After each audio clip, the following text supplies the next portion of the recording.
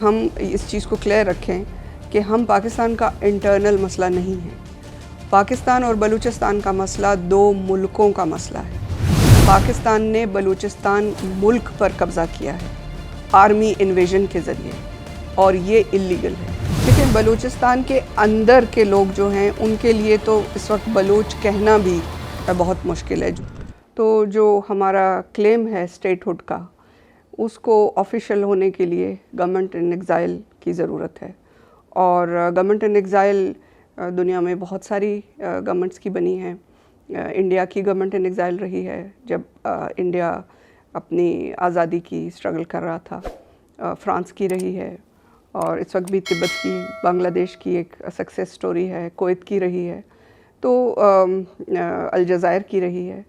तो government in exile वो बनाते हैं जिस कौम का ये क्लेम होता है, दावा होता है कि वो एक मुल्क हैं और उनका मुल्क छीना गया है। ये जो पाकिस्तान का जो नैरेटिव है वो गलत है, और उसको गलत साबित करने के लिए बहुत ज़रूरी है कि हम इस चीज़ को क्लियर रखें कि हम पाकिस्तान का इंटरनल मसला नहीं है।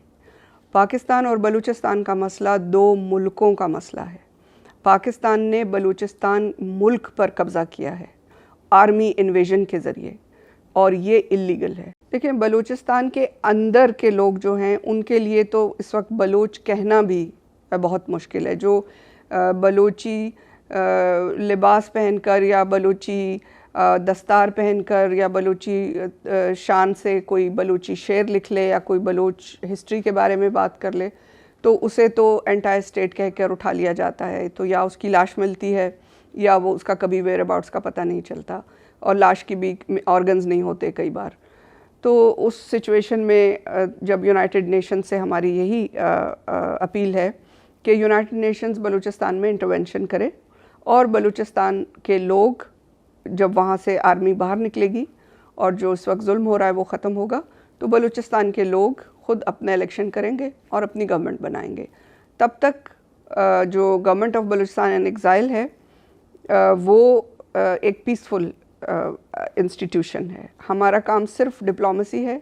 हमारा काम अपने लोगों को ऑर्गेनाइज़ करना है और अपने लोगों को एजुकेट करना है और दुनिया को एजुकेट करना है। बलूचिस्तान में जो इस वक्त सिचुएशन है वो जंग की सिचुएशन है, सिविल वॉर की सिचुएशन है। यानी बलोच और पाकिस्तान की रियासत एक दूसरे से जंग कर रहे हैं, बाकायदा जंग हो रही है।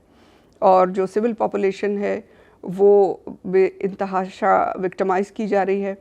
आपको पता है, यानी आप लोगों से ज़्यादा कौन जानता होगा कि पाकिस्तान की फ़ौज तो जंग लड़ने की कैपेबिलिटी नहीं रखती। वो जहाँ जंग की का सिचुएशन हो तो वहाँ या वो डिफीटेड होते हैं या भाग जाते हैं, लेकिन उनका जो ज़ोर है वो हमेशा सिविल पॉपुलेशन के ख़िलाफ़ होता है।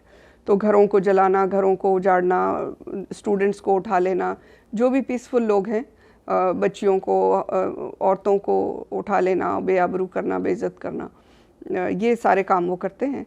लेकिन इस सारी जो सिचुएशन है उसको कलेक्टिवली अगर आप देखें तो वो जेनोसाइड है। यूनाइटेड नेशंस के जो डेफिनेशन है, जो इंडिकेटर्स हैं जेनोसाइड के, वो सारे के सारे बहुत ऑब्वियस हैं जो नज़र आ रहे हैं। मेकिंग देम अदर्स से लेकर मेकिंग देम विक्टिमाइज्ड और डिह्यूमनाइज, और उसके बाद आप देखिए कि जो सब वो कर रहे हैं हमारे साथ, उसके बाद उसका मुकम्मल डिनाइल, मीडिया ब्लैकआउट, और एक मैनिपुलेटेड नैरेटिव वो रख लेते हैं जाकर बाहर की दुनिया में। कभी पैकेज दिखा देते हैं, कभी कोई और ऐसे वो दिखाते हैं कि कमीशन बना लिया, इंक्वायरी कमीशन बना लिया, जुडिशल कमीशन बना लिया। ऐसी चीज़ें दिखाकर जो कुछ वो कर रहे हैं जेनोसाइड, वो उस पर पर्दा डाल देते हैं। पाकिस्तान में डेमोक्रेसी कभी नहीं आई।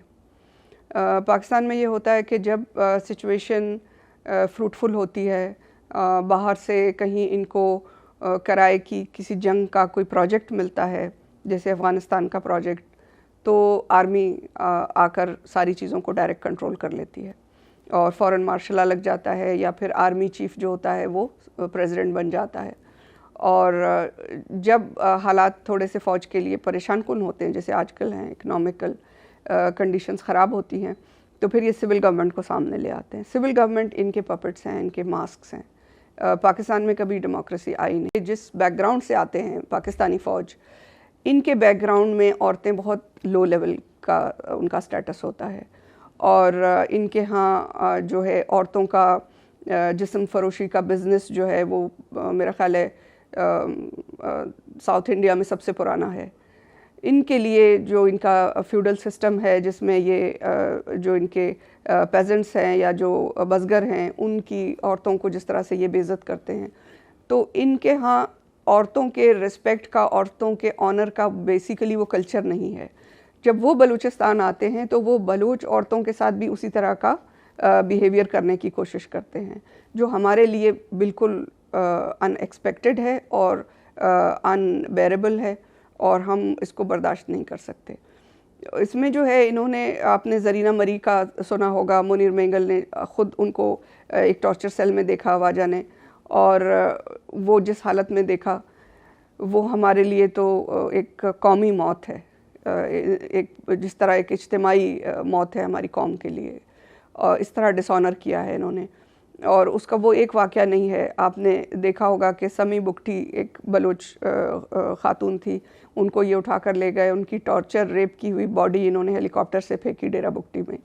इन्होंने इतनी जो है मकरान में इन्होंने बहुत औरतें, आवारान में इन्होंने जो है उठाई। माहल बलोच का आपने वाक़या देखा कि एक बच्ची अपने घर में छोटी अपनी बच्चियों के साथ वो सो रही थी, उसको गेस्ट्स के सामने, उसकी मदर इन लॉ के सामने आकर उठा कर ले गए और उस पर झूठा केस बनाया कि हमने इससे सुसाइड जैकेट पकड़ी है। अब उसको टॉर्चर किया, उसकी बच्चियां जो उसके साथ थीं उठा कर ले गए थे, उन्होंने पूरी रात किसी उसी प्रेमिसेस से, पुलिस स्टेशन से उसकी चीखों की आवाज़ें सुनी। उसके बाद जो है, जहां पाकिस्तानी मीडिया को होना चाहिए कि जो कुछ वहाँ ह्यूमन राइट्स वायलेशंस हो रही हैं बलूचिस्तान में उसको पोर्ट्रे करें, वहाँ आपको पाकिस्तान का मीडिया नहीं मिलेगा। लेकिन पाकिस्तान का मीडिया कैप्टिविटी में, जेल के अंदर जाकर माहल का इंटरव्यू लेता है, और वो सहमी हुई बच्ची बैठी हुई है और वो देख रही है कि कोई उसको वहाँ से डायरेक्शंस दे रहा है। इस तरह के मीडिया ट्रायल हमारी बच्चियों को ले जाकर हरास करके, टॉर्चर करके लिए गए हैं।